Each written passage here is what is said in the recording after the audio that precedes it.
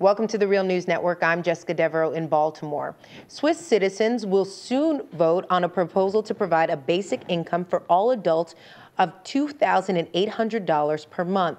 The measure was introduced by grassroots activists from the Basic Income Initiative, who collected 100,000 signatures needed for a referendum.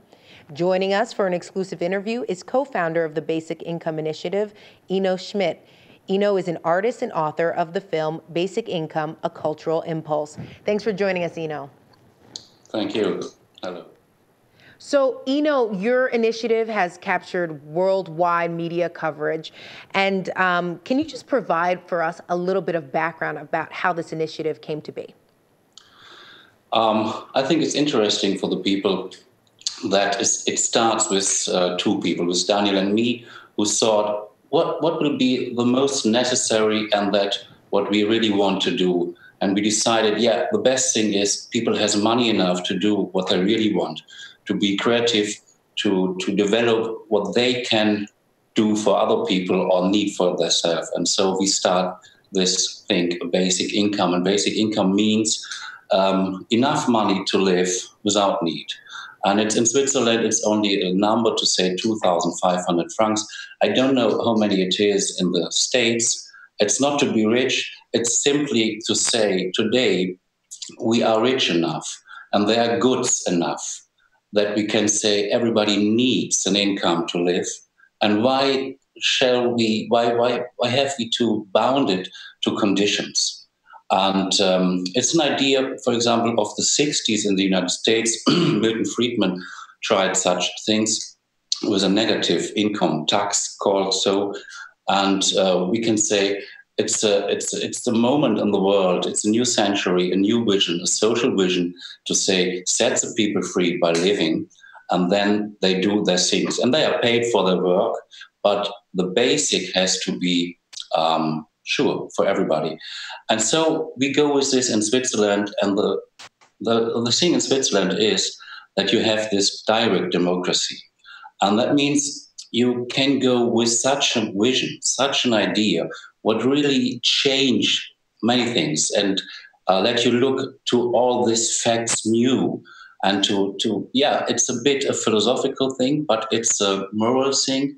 It's to acknowledge where we are now. Okay. And you can do this in Switzerland by such an initiative, and then the whole population discuss it. There are probably some people watching this and saying to themselves, $2,800 a month, wow, that's a lot of money. There are some Americans who are working full-time and who don't even make that much. Yeah. Do you see this measure as a way to reduce inequality or poverty, or even both? First, this highness of a basic income, it's not so simply to exchange the worth of francs to dollar. It is to live and to have enough to live. And it's not especially focused on the poor people. It's like a human right. It is a right to live. And that is a thought. It's not so much a thought to say people are working hard and have this. If they do so, I think they earn less, they earn not very much. And with a basic income, their position is a better one to say, okay, when I do this work and it's necessary, it's worthwhile, then give me more money for that. So if the Swiss voters actually pass this law, do you know if they would be the first country ever to have a basic income? Yeah, they will be the first country in this democratical way. In Alaska, for example, there is a mass of money what's spent by the population without conditions from the taxes or from the money from the oil. Or there's an experience in Namibia in Africa for 3 years, and they give them a basic income, and this village where they did that grows up. And in Brasilia, for example, it's in the law, it's written in the law, basic income. It's one point of this family program in Brasilia, but it don't run because you have to pay a bit to be registered for that. So the idea is, I think, all over the world coming, And Switzerland maybe is not the first country because it needs time. From now on, we have 2, 3, or 4 years time to vote, and then comes this voting. And I think most of the people will say, no, it's too early or it's too radical or so. And then it's going on. The important thing by this is to discuss it, to think about it. And maybe the United States are more quick, or maybe Germany is more quick. But I think we have this rule in the moment to give a message in the world. And this message, first of all, is more rights by the people, by everyone, more direct democracy, more influence of the ideas and thinking of the people in the politician world, and to think new about what income is, what work is. So we are in a globalized world. We are all working for each other, and let's have a consciousness about that. And let's ensure our life basic to do the things we really want to do for other people or for ourselves. And so I think the leading position in the moment of Switzerland is not that they will have at the first one this money, but they bring the new power in this discussion all over the world about rights of population, human rights, and that this human right is not only in Africa or where the people are in hunger or that. It's in our countries too. Okay, and the Swiss will have another opportunity to exercise their direct democratic rights. There's going to be a separate referendum scheduled for November.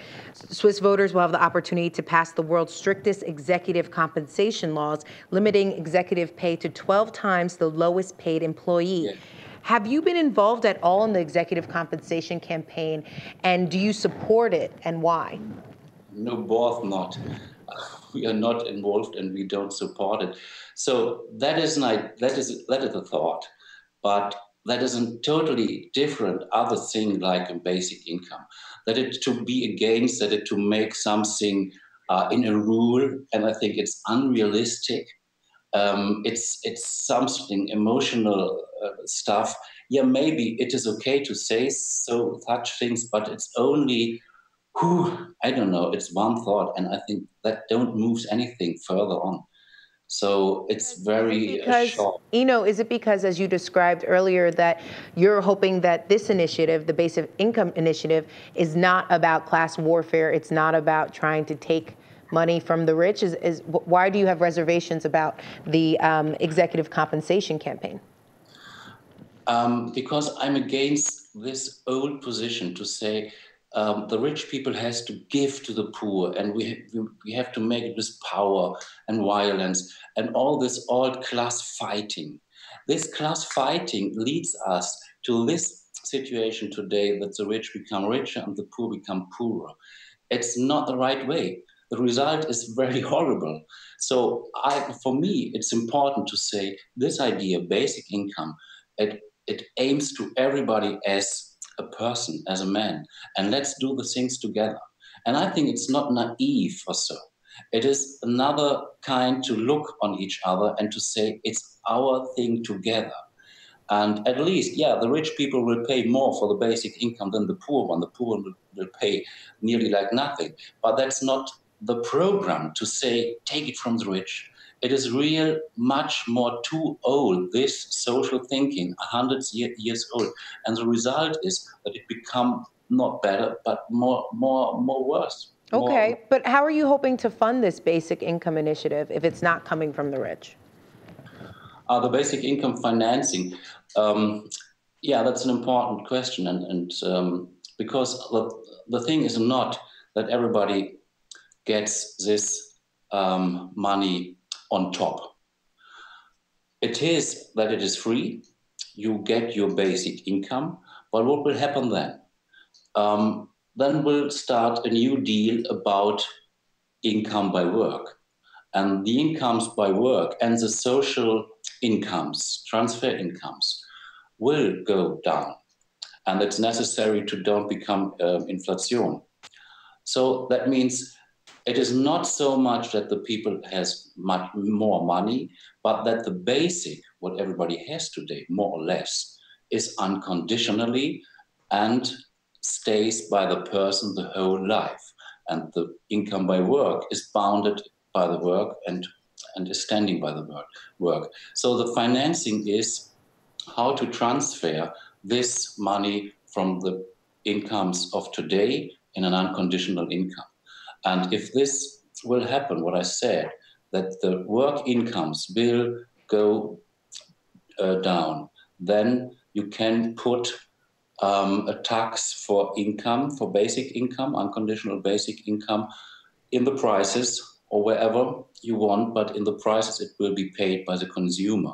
That means with an unconditional basic income, the costs of work will go down, and on the prices, what will go down too, you can put on this tax for the basic income to transfer the money in the basic, unconditional basic incomes. Okay, so just really quickly, can you just let us know how likely is this to pass? Have you seen any polls? If the Swiss people understand in this time from now on to the voting in these years, if they understand that it is more to go in a direction, to decide about a way, not to decide about some case only, then it is not absolutely impossible that more people say yes to this initiative than no. But I think, yeah, even if there are 40% yes and 60 no, it is a great success because it makes visible how many people want to go further on in this direction. And that is a part of democracy, especially in Switzerland, but I think all over the world, that even if only it's only 30 or 40% are for this initiative and vote for it, that means for the government and that means for the other people in the country to know, wow, there are so many people who want it. We have to go further on with it, even if the voting passes. Okay, we'll certainly stay on top of this story. Best of luck to you, and thank you for joining us, Enno. Thank you. And thank you for joining us on the Real News Network.